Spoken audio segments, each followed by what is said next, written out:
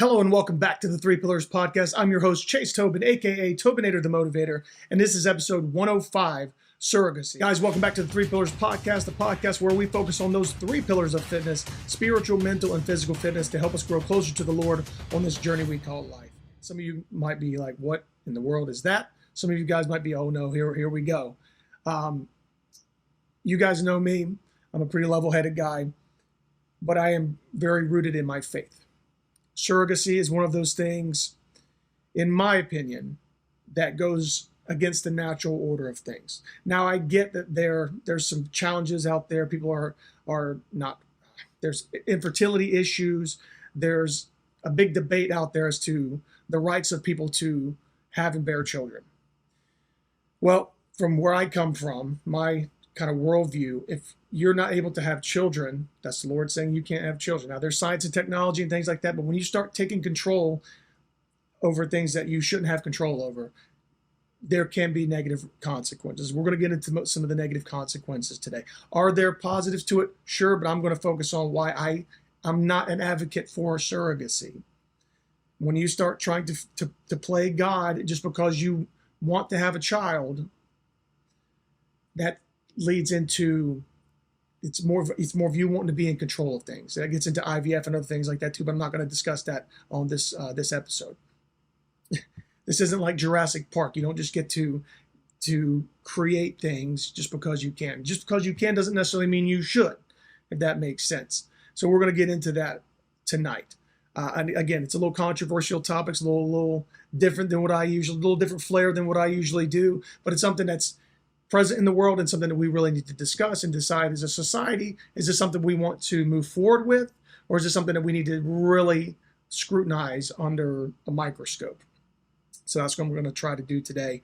Again, there are couples out there that have fertility issues, and we're going to address that in just a little bit, but there are other ways that you can mitigate that and make yourself more fertile, okay? But that's, again, for a whole nother episode. Maybe we'll get to it here in a little bit. So first things first, let's understand surrogacy. What is surrogacy? There's two types. There's gestational surrogacy. That's your traditional, your gestational, let me get this in my head real quick. I got some notes. You should probably look at them, right? Gestational surrogacy is essentially when a mother, a woman, because women are the only ones that can have babies, carries an embryo that is not genetically related to her. So, for example, husband and wife, or man A, woman B, can't get pregnant, but they take sperm from the man and eggs from the woman, and they implant that embryo into another woman who brings it to gestation and delivers the baby. That's gestational surrogacy. Traditional surrogacy is where the surrogate is actually the biological mother. So either by in vitro or by just the natural way a woman gets into a contractual agreement with a man and they end up having a child together via however that embryo is implanted, however that egg is fertilized inside of that woman. I guess I should preface this by, if you guys have kids watching this, please give them the talk before you get into this. I don't think there's a lot of kids that watch this, but little caveat. I'm not going to go through the birds and the bees and how that goes. I assume you guys understand how that works out already. But again, surrogacy, it is an agreement, is when a woman gives birth of a child to another individual or couple. Then it's usually due to medical reasons or infertility. Why are they infertile? Why aren't they able to have children? There's several causes and reasons for that, but just because that's the case doesn't mean you can just jump to this next level and just to have a baby, okay? That means you are so desperate you might do anything. Then it's very expensive to do this, okay? If I'm going to sit here again, I do this stuff kind of live. How much does surrogacy cost? Let's just say the total cost of a surrogate ranges anywhere from $50,000 to $60,000. That is a lot of money. So who is doing? Is this covered by healthcare? Maybe in some places, maybe not. I doubt that very much. So this is 50 to 60 grand out of pocket you are putting to have a child. Is that money that you could be putting to changing your lifestyle? Is that money you could be putting to something to set up for maybe an adoption? Adoption gets expensive too. I don't know why it's so expensive, but that's a whole nother episode. But you're paying that kind of money. If you're that much in a hole, that's like buying an expensive car or getting an expensive college degree. Is that going to put you in a financial pinch? So once the baby is born, now are they having a lesser quality of life because you spent a bunch of money trying to bring them into the world? This is a big ethical debate. Okay, I get it. My whole thing is you are trying to control something that only the Lord can control. Okay. If you have infertility issues, ladies or gentlemen, take a look at yourself and see what it is that you need to do to make yourself more fertile. We've talked several times on this episode of how to lead healthy lives. Maybe it is just that you just can't. You have bad genetics. Okay. But that's a very small portion of the population. Now, same-sex couples doing the surrogate thing, again, man and woman can't have children. Two men cannot have children, just like two women cannot have children. How many homosexual women out there have babies' daddies? The answer is probably a lot more than you think. How many homosexual men out there still, maybe from time to time, do things with females? I don't know. I'm not into that lifestyle. But I do know that two men cannot have children and two women cannot produce children. By going that next step to go to science to solve that problem for them, there's something here it's a control thing. Not everybody has, just because you're in a relationship does not mean you have the right to have children. I'm sorry, that's going to offend some people. I get it. But that's just not how it works. It's basic biology. If you want to adopt, there's adoption, things like that. If you're going to go pay this kind of money, sure, but I'm going to get into some of the negative consequences of it here in just a minute. So I'm going to try to talk you out of it as we get through all this. So now that we have a good understanding of what surrogacy is, let's get into some of these things. The emotional and psychological impact on surrogates. So it can be a deeply rewarding experience. I get that. You bring life to this earth, okay? But when you carry that child as a female, I should have brought my wife on for this, but when you carry a child, you develop an emotional attachment to that child. Think about a normal pregnancy, a female going through that and then having the baby. Now you may experience postpartum. Are there laws out there that are going to cover your medical expenses if you hurt yourself or have some kind of issue postpartum? Doubt it. The contract ends when the baby's born. Okay? And again, that attachment and then that loss. Okay, now I've carried this baby to term. I've delivered this baby. And now I have to give it away. There are some women out there that are good with it. I get it. A friend of mine has adopted a couple children from a surrogate, and they're doing just fine. But that woman, from what I understand, she's running basically a puppy farm. That's not right either. As many people talk about the sacredness of a woman's womb and her body, her choice, I get that. Morally speaking, that is wrong for you to just have children just to give them away for profit. That doesn't sound right at all. It's capitalism. You can do what you want to. Yeah, but I can also call it out and say, what is that child really going to later on experience in life, knowing that their biological mother just kind of gave them up for cash? Now, with good parents that adopt, I get it. There's outliers. There's what if this all to death. But at the end of the day, this woman who gave up these children, and it's wild because she had a child and she gave one up for surrogacy, and she had another one. I guess got into a pinch and decided to do surrogacy one more time. She didn't have the best conditions going on there. I guess she blew the first amount of money way too fast. Okay, these things happen, and it probably happens a lot more often than we think. So again, during normal pregnancy, women experience postpartum. They experience depression, anxiety, other mental health issues. And some of these women may grapple with this separation from this child that she just carried. She just raised and nurtured and birthed via cesarean or natural birthing, went through that whole process to get a paycheck, but now that child is gone. Even if it wasn't even her genetics, you still carry that child. Again, gestational surrogacy versus traditional. It depends on what's going on. But that in itself can be damaging. So, okay, Now she's giving that child away. Now what? You got a paycheck, and that person's got it. Then you're left with, were there any complications? Were there medical issues on your behalf? Are you able to have children again? But what if it was a painful or a crazy kind of birth, and that messed up your whole reproductive set? That's, again, I shouldn't do that. That's reaching for it's reaching for an outlier. I try not to do this, bring it back. But do these things happen? Sure. But say she has a normal birth and everything's good to go. Okay, then what? Congratulations, you just made a paycheck, having a baby. Seems a little shallow to me. I think we are higher in our morality, higher in our frequencies, higher in our connection to the Lord than that. Okay, and that leads into my next point: exploitation and commercialization. We just said it's 50 to 60 grand a pop, and that's just probably an average. Okay, the commercial aspect is going to raise some ethical concerns. In some parts of the world, it's a very lucrative business. A woman's womb is essentially a puppy mill. I just said it a minute ago. They're making cash off of just having children. And who's buying these children? Who's got 50 or 60 grand just sitting around to have a baby?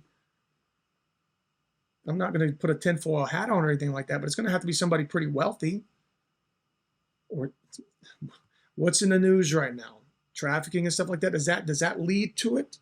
People paying for a child just so they can throw them into the trafficking session and get that money back like that? Maybe, maybe not. Vulnerable women can be exploited. Maybe that's what happened with the case I gave you guys a little while ago. A vulnerable woman who just needed a way out, got a bunch of money all of a sudden, and then did it again because she was in a pinch. Shouldn't get to that point. But there's women in the world who live in poverty, and maybe this is their way out. And that sounds like a positive aspect of it, but why are they in such a state of poverty that they feel like they have to sell their child or a child to make it, or to even carry a child? Even if an impoverished female carries a child for somebody else, if she's impoverished, let's just say, or vulnerable, let's say, is she eating well? Is she nourishing that child well? What if this baby comes to term? Because when you're pregnant, that baby takes a lot of the nutrients away from the mother. So if you're not feeding that baby properly, what is the baby going to come out with? Any kind of defect? What if you have issues, a complication as a woman?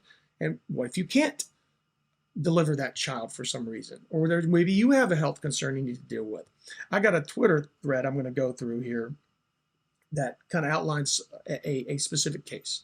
And I'm not saying this is an outlier case, but this is things that happen around the world. Lila Grace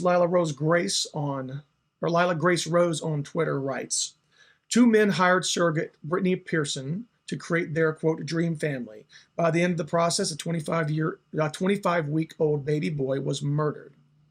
So this is her thread. While pregnant, Brittany received a breast cancer diagnosis and decided to deliver the baby early at 25 weeks so she could receive chemo treatment while giving the child a possible chance of survival. So 25 weeks, that's about 40 weeks is normal gestation. You're looking almost 15 weeks early. But there's plenty of cases out there of children surviving. She decided, even though she was in a contractual agreement with these 2 men to have a baby, to have the child early. She said her thought was, I want to keep this baby safe and bring it earthside. But the purchasing couple didn't want to pay Brittany for a baby born before 38 weeks due to the potential health problems of a premature baby. They demanded the baby be, quote, immediately terminated.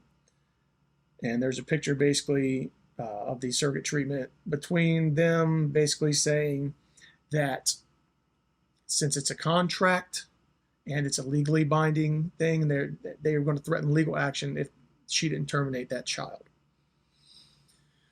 So when Brittany refused to kill the baby, they threatened legal action. When she offered to adopt the child, they demanded a death certificate. Brittany has described her experience as a surrogate as feeling like a, quote, rented out uterus, end quote. Surrogacy laws in California gave no rights to Brittany or the baby, but she was able to deliver the baby at 25 weeks. However, the purchasing couple had, quote, ownership of the child after birth. They ordered that life-saving care be withheld, and the baby boy died shortly after birth. While it appears Brittany tried to protect this child in the womb, her participation in surrogacy played a partial role in the ultimate death of this little boy. From his moment of conception, he was stripped of his fundamental rights and treated as a product that could be discarded at the first sign of defect. Thanks, California. She finishes, surrogacy is fundamentally wrong. It enables people to act as if they are entitled to other people's reproductive abilities, the body of a woman whose womb they are renting. It also treats children like property to be bought, sold, and killed. This case is just another example of why. So again, that gets into the exploitation and commercialization of the whole surrogacy industry. Again, this might be kind of a biased Twitter thread, but it is a case that actually happened. I'd be curious to know you guys' thoughts below. Abortion's murder, period, full stop. She brought that child to life. She should have had some type of right. There should be some kind of clause. There should be some kind of legal thing to protect that child and let that child have a chance, because that child could have lived. They murdered it. Thanks, California. What kind of quality of life and stuff like that would that child have had later on? That's not for us to decide. The fact that that child could live is what is the crucial aspect. But it was not even deemed a person, even though it had a chance to survive, a heartbeat, all the things that people have. That goes to the breakdown of society. That gets down to the breakdown of morality. Why do we let this happen? It's because somebody's making a profit off of it, and we're allowing it. How do we stop it? Educate yourselves. I'm going to keep going with this, with my next point, talking about legal ambiguity and parental rights, because that kind of gets into what we just talked about with this little boy. Again, not the natural order of things. So, lots of legal issues when it comes to defining parental rights and responsibilities. Again, you're in a contractual agreement. I get it. It's a legally binding thing.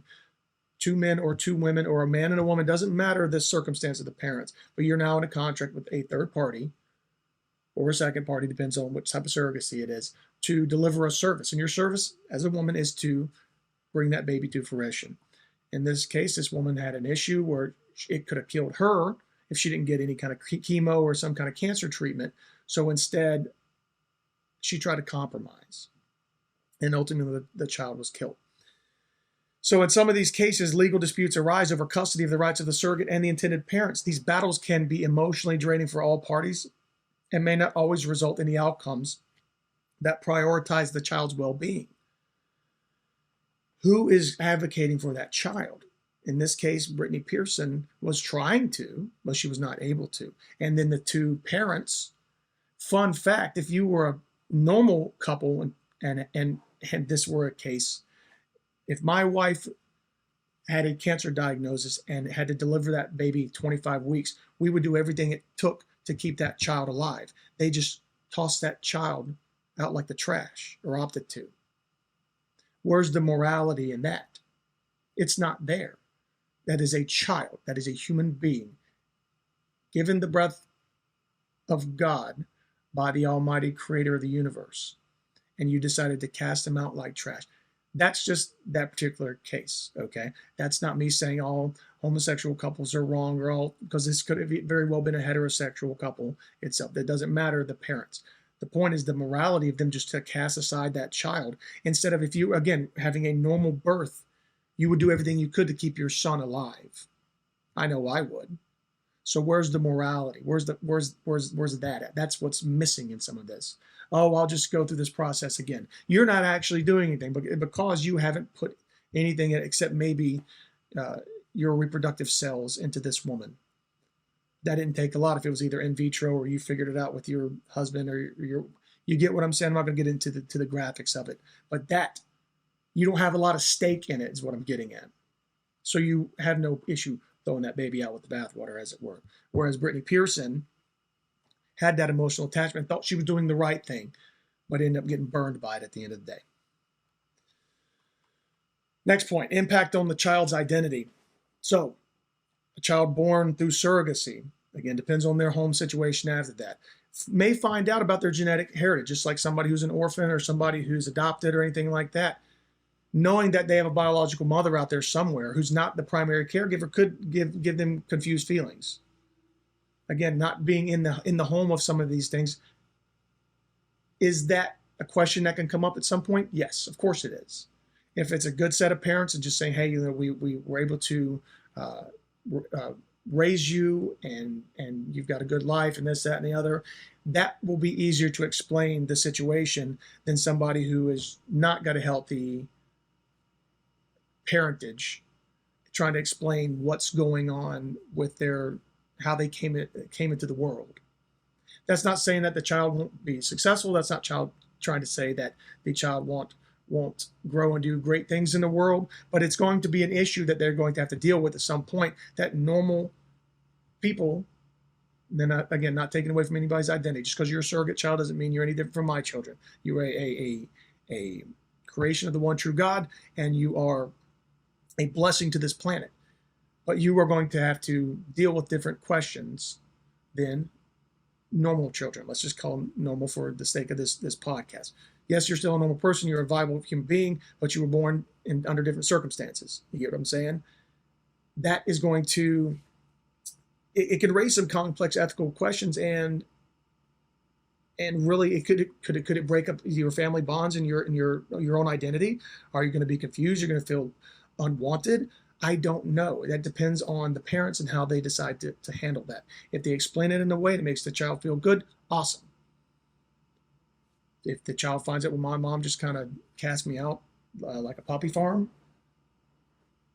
but I have two great parents now, okay, you can get through with that. But maybe there's something else going on. I don't know. But that is just another impact that they're going to have to deal with at some point in their life. Maybe, maybe not. Just like orphans or adoption or anything like that.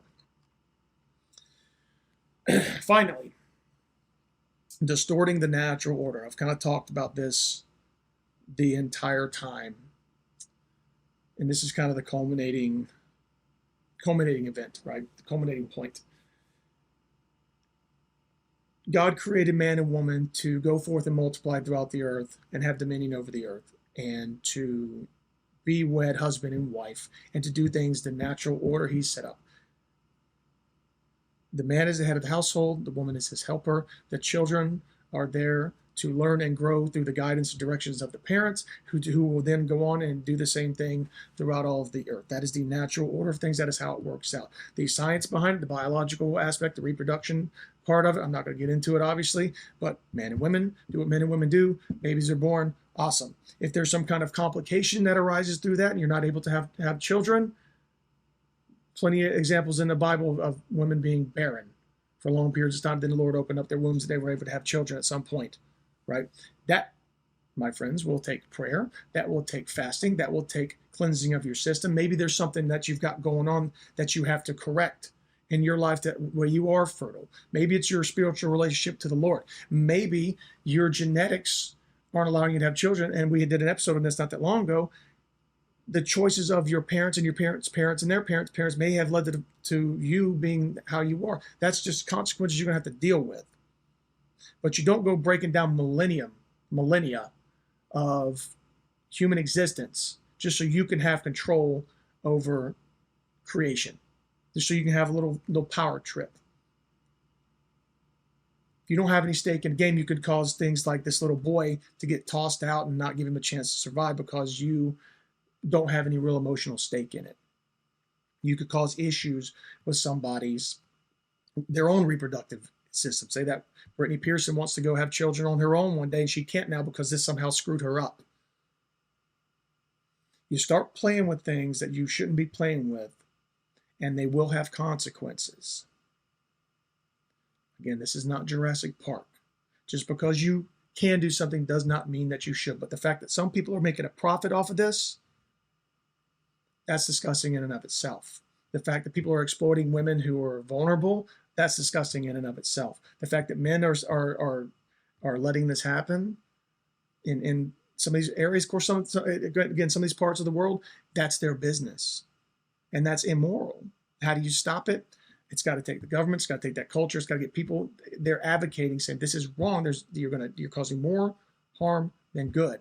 And then who's advocating for those children? Who's to say those children aren't getting trafficked somewhere and that profit's made up just like that? You don't mess with the natural order of things, or you wonder why you start messing with the natural order of things, you wonder why there's consequences and why things aren't going like they're supposed to. Crazy concept. So again, to wrap up,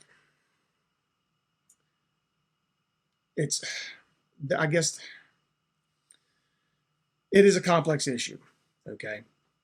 Does it give hope to people who can't have children? Yes. Is it a medical technology advanced to the point where we can help people, good people, to bring them a family? Yes. How I need to go dig deeper into the statistics to see how often these things play out very well. With that kind of price tag on it, you would think there'd be more of an affluent family that's going to go through the surrogacy process and bring that child into a good life. That happens, yes. But we also know that there are a lot of vulnerable women out there who are renting their uteruses, as it were, for profit.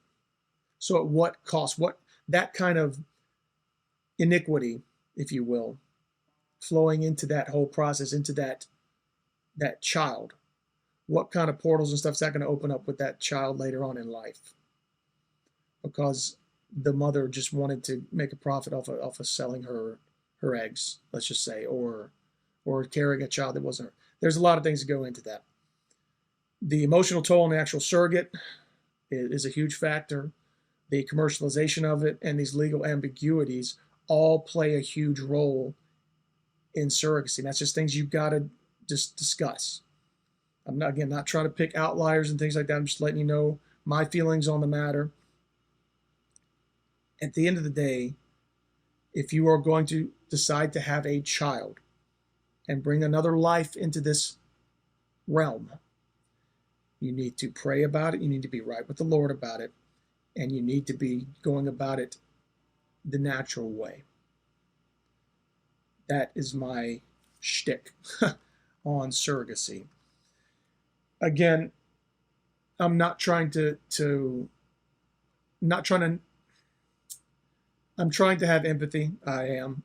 But at some point you have to make your stance known, and you have to look out for the well-being and dignity of everybody involved in the process. Not just one party or the other. Everybody needs to be taken care of if you're going to go through something like this. And more often than not, somebody's losing in this issue. It is a sensitive topic. It's a little bit of a controversial topic, but it's something that needs to be discussed. All right. So you guys let me know below. Have a conversation. What do you think about surrogacy? Again, there are positives to it, and I'd love to hear you guys discuss that. But an overwhelming, I guess I can't even say that. My opinion of this, and I don't think I'm the only one, let's put it that way, is that it is more negative than it is positive. There's plenty of adoption agencies out there. There's plenty of kids that are in bad situations. You can go through that process. But this whole messing with creation thing doesn't fly with me. Capiche? That's all I got to say about that. So that's it. That's all I got for you guys this week. I hope that was thought-provoking. I hope that was something that really gets you thinking. And I guess I just said the same thing twice, but whatever. I'm actually trying to reel back from what we just discussed too, because it is a lot. It's a heavy topic. But that's just something that we do, okay? And is it right? Is it wrong? If you're going to make it right, you got to have a lot more checks and balances on it. That's it. That's what it is. Or don't do it at all. Guys, I'm Chase Tobin, a.k.a. Tobinated the Motivator. This is the Three Pillars Podcast. Thank you so much for tuning in. This has been a real blessing to get on with you guys every single week and talk about something thought-provoking, something that's going to make you better as a human being, something that brings us all closer to the Lord. This is right along the lines of what we talk about in this podcast as far as we did get into the mental aspects, what happens in this. We talk about the physical, what you actually physically go through, and the spiritual aspect that a lot of people, I don't even think, may not even put that into perspective with this. You know, God answers prayers. Lord, give me a child, and it's either yes, no, or not yet. Not God said no, so let me take it into my own hands. I think that's what this happens more often than not. You sometimes have to change yourself and your own heart and your own body before you can take that next step or go to adoption. That simple.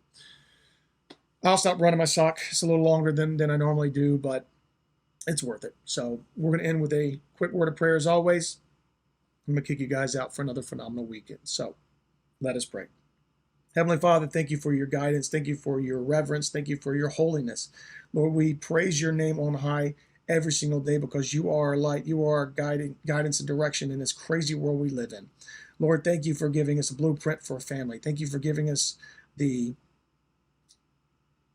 power to choose and the power to choose you, Lord, each and every single day of our lives. Lord, I ask that you bless anybody tuning into this. Bless them with peace. Bless them with strength. Bless them with wisdom. Guide them and direct them all the days of their life. In the holy name of Jesus, amen. If you're a returning viewer or listener, I really appreciate you being here. If you're brand new to the podcast, welcome. I think you're going to find this episode, while it's a little bit controversial, I think you're going to find this to be a good discussion. If you got any comments at the end of this, please drop them down below and let's have a good discussion about it. Check out the Three Pillars Podcast website, threepillarspodcast@wordpress.com. It's going to take you to all things Three Pillars. I've got fitness workouts of the day. I've got quotes of the day. I've got links to my Twitter feed. I've got all kinds of things there, as well as blog posts, book reports. Going to start doing historical figures in there. You're going to have that little history lesson thrown in there as well. So make sure you check out make sure you check out the website. This is raw. I'm making this raw. If you're watching this on a new YouTube channel, thank you for being here. I know you guys have noticed me kind of migrating from the old YouTube channel, Tobinator the Motivator, to the Three Pillars Podcast YouTube channel. Just trying to do a little split there. You'll still see some of the old content on the other channel, but I'm going to focus solely on this podcast for the new YouTube channel. So help me grow that the way you guys have helped me do everything else. On that note, let's look at Good Pods. Check us out over there. It's a podcast discovery platform. It's going to help me get discovered, get out there to the masses. Currently sitting at number 2 on the Christianity and the spirituality and religion charts. So definitely give us a look over there. Links will be down in the description box below. While you're over there, check out Joe Rusiello and the Sword of the Spirit podcast. He's a fantastic human being. He just got done with an awesome book study on the book of Revelation. He's getting ready to switch gears and move into something different. I can't divulge what that is. You just got to tune in. He gave me a little sneak peek of it the other day. So definitely check out Joe over at the Sword of the Spirit podcast. All right, guys, we'll talk to you next week. This is episode 105. Tobinator out.